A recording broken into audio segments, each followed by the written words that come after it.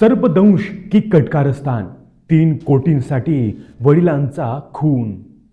तुम्हाला विश्वास बसतो का की कुणी स्वतःच्या वडिलांना साप चावून मारू शकतं, तेही फक्त विम्याच्या पैशासाठी?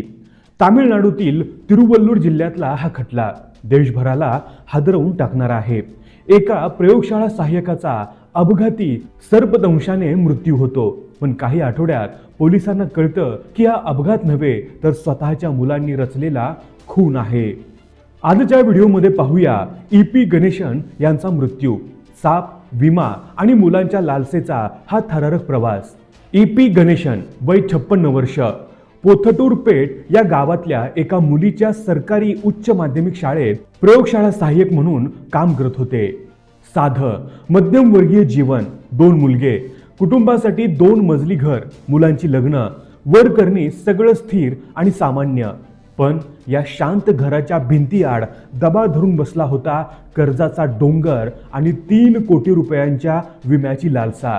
गणेशन आणि त्यांच्या कुटुंबाकडे एकूण 11 विमा पॉलिसी होत्या, त्यापैकी 4 थेट त्यांच्या जीवावर, तब्बल 3 कोटी रुपयांपर्यंतचा इन्शुरन्स कव्हर। 22 ऑक्टोबरची पहाट, पोथटूर पेठ गावातील गणेशन यांच्या घरातून अचानक गोंधळाचा आवाज उठतो। कुटुंबीय सांगतात, गणेशन झोपेत होते, अचानक जागे झाले आणि म्हणाले, मला साप चावला आहे। त्यांच्या मानेवर दंशाच्या खुणा दिसतात।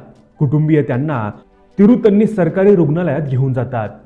डॉक्टर सांगतात, सर्पदंशामुळे मृत्यू, शवविच्छेदनही तिथेच होतं आणि प्रकरण अपघाती सर्पदंश म्हणून नोंदवलं जातं। स्थानिक पोलिसांसाठी ही अजून एक दुर्दैवी सर्पदंशाची केस होती। गणेशन यांच्या कुटुंबाने विविध कंपन्यांकडे मोठ्या रकमेसाठी जवळपास 3 कोटी रुपयांच्या विमा दाव्यासाठी अर्ज केले। विमा कंपन्यांना लक्षात आलं की एका साध्या सरकारी कर्मचाऱ्याने इतक्या मोठ्या रकमांची पॉलिसी घेतलेत, तेही कमी कालावधीत। याच वेळी एक महत्त्वाची बाब समोर आली। गणेशन यांच्या मृत्यूची बातमी मिळाल्यानंतर अतिशय कमी वेळात कुटुंबाने विमा कंपनीशी संपर्क साधून क्लेम प्रक्रियेची माहिती विचारली होती। हे वर्तन विमा अधिकाऱ्यांना संशयास्पद वाटलं। शेवटी विमा कंपनीने हा संशय थेट उत्तर विभागाचे आयजी असरा गर्ग यांच्यापर्यंत पोहोचवला आणि येथून सुरू झाला या खटल्याची खरी कहाणी उलगडण्याचा प्रवास। तिरुवल्लूरचे पोलीस अधीक्षक विवेकानंद शुक्ला यांनी या प्रकरणाकडे गांभीर्यानं पाहिलं। 6 डिसेंबरला गुम्मिडीपुंडी विभागाच्या डीएसपी सी जयश्री यांच्या नेतृत्वाखाली स्पेशल इन्व्हेस्टिगेशन टीम म्हणजेच SIT तयार केली। या टीमने गणेशन कुटुंबाचे आर्थिक व्यवहार, कर्जाचे हिशेब, विमा पॉलिसीचे तपशील, कॉल रेकॉर्ड, डिजिटल पेमेंटच्या तपशीलवार तपास सुरू केला आणि इथेच उलगडायला लागली सर्पदंशाच्या अपघातामागची गुन्हेगारी स्क्रिप्ट। कर्ज, लालसा आणि खुनाचा कट तपासात समोर आलं की गणेशन यांच्या कुटुंबावर प्रचंड कर्ज होतं। घर, खर्च, जबाबदाऱ्या या सगळ्यांच्या तुलनेत त्यांच्या उत्पन्नापेक्षा कर्ज अनेक पटीने जास्त होतं।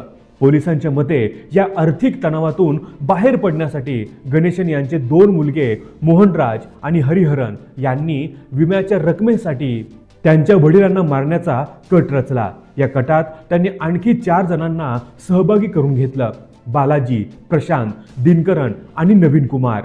या सगळ्यांनी ठरवलं, मृत्यू नैसर्गिक आणि अपघाती दिसायला हवा, म्हणून त्यांनी निवडलं साप शस्त्र म्हणून। गणेशन यांचा मृत्यू झाल्याच्या आठवडाभर आधी पहिला प्रयत्न झाला। आरोपानुसार दिनकरन नावाचा साप हाताळणारा एक विषारी नाग घेऊन आला। गणेशन यांच्या पायाला सापाचा दंश करवण्यात आला, पण हा डंक प्राणघातक ठरला नाही। गणेशन यांना जखम झाली, ते उपचार घेऊन वाचले।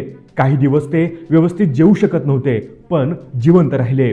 म्हणजेच पहिली गुन्हेगारी स्क्रिप्ट फसली, पण कट थांबला नाही, फक्त अजून क्रूर झाला। दुसरा प्रयत्न, 22 ऑक्टोबरच्या पहाटे दुसऱ्या हल्ल्याची वेळ निश्चित करण्यात आली। आरोपींनी यावेळी अत्यंत विषारी मण्यार वायपर प्रकाराचा साप वापरला, जो मानेला चावल्यास झपाट्याने विष पसरवू शकतो।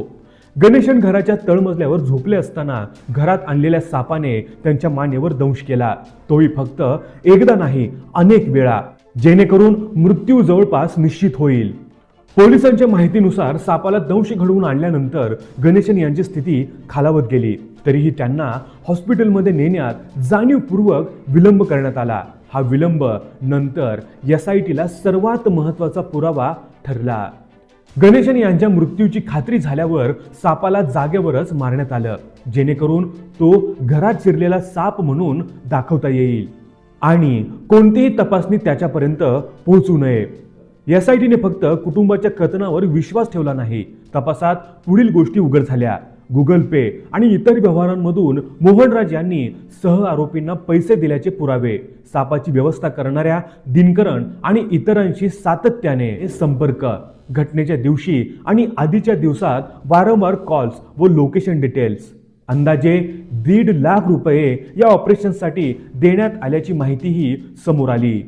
त्यातील 90,000 रुपये डिजिटल आणि उर्वरित रोख रक्कम. या सर्व पुराव्यांसमोर आरोपींचा बचाव कमकुवत पडला. शेवटी 6 जणांना अटक करण्यात आली, 2 मुलांसह सापाची व्यवस्था करणारे आणि मदतनीस. गणेशन यांचे नातेवाईक आणि भाचे सांगतात, पोलिसांनी या प्रकरणातून खून, गुन्हेगारी, कट, पुरावा नष्ट करण्याचा प्रयत्नांसारख्या गंभीर कलमांखाली गुन्हे नोंदवले आहेत. 6 आरोपी कोठडीत असून तपास यंत्रणा अजूनही या प्रकरणात आणखी कोणी सामील आहे का किंवा अशा प्रकारच्या इतर विमा फसवणुकींची लिंक आहे का याचा शोध घेत आहेत. पोलीस आणि विमा कंपन्यांच्या समन्वयामुळे हे प्रकरण उघड झाल्याचं अधिकाऱ्यांनी स्पष्ट केलं आहे. मित्रांनो, सर्पदंश हा भारतात दरवर्षी हजारो लोकांचा जीव घेणारा भयंकर धोका आहे. पण या प्रकरणात सापाने नव्हे तर मानवी लालसेने माणसाला मारलं. आपण सर्वांनी एक गोष्ट लक्षात ठेवायला हवी, पैसा हा जीवनाचा आधार असू शकतो, पण लक्ष बनला की तो माणसाला राक्षस बनवतो. जर तुम्हाला अशा ट्रू क्राईम आणि वास्तविक घटनांवर आधारित डॉक्युमेंटरी व्हिडिओ आवडत असतील तर हा व्हिडिओ शेवटपर्यंत पाहिल्याबद्दल धन्यवाद. चॅनलला सबस्क्राईब करा, व्हिडिओ लाईक करा आणि ही सत्यकथा इतरांसोबत शेअर करा, जेणेकरून अशा विमा फसवणुकीविषयी अधिक लोक सजग होतील.